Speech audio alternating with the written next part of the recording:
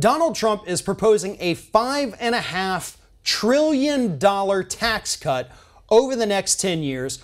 The lion's share of that, the vast majority of it, going to people like Donald Trump, who happen to be in the top 5% of income earners. In fact, this tax cut is so one-sided that Trump administration officials have even admitted publicly that they're not even sure if it's going to help the middle class at all. And some of them have said it may actually even raise taxes on the middle class.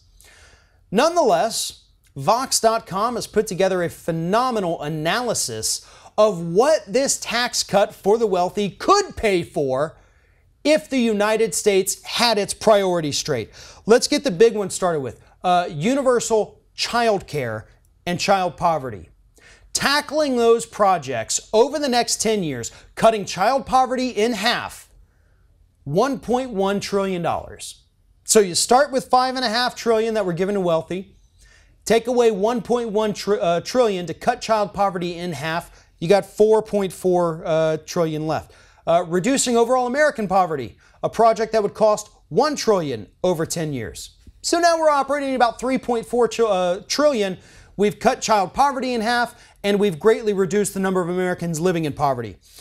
Free college education at public institutions, $750 billion over 10 years. We were at 3.4 now, so now we're at 2.65. $2.65 trillion left. We've tackled debt-free college, American poverty, child poverty, and child care. Investing in infrastructure, $1 trillion over the next 10 years to get us up to par where we need to be. Now we're at $1.65 trillion left. And so universal preschool, $100 billion over 10 years. That one's relatively cheap.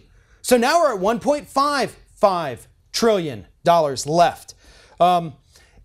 Of course, actually, I got to say this caveat that Vox.com put in there, the $100 billion is if we had matching funds from the states. Assuming the federal government wants to pay for it, it would be $250 billion. So we'll go ahead and tack that total down to $1.4 trillion left. On insurance rates, here's the thing. We could use some of that money that Donald Trump is going to hand over to the wealthy, and instead of giving it to the wealthy elite, we could drive down the cost of health insurance for every single person in this country, and it would cost $1 trillion over 10 years. So, we've reduced the cost of insurance for everybody from the poor to the wealthy in the United States. Everybody still has to pay some, but everybody's rates go down. We have universal pre-kindergarten and child care. We've cut the child poverty rate in half. Debt-free college at public institutions. We've reduced the overall level of American poverty, and we still have $450 billion left.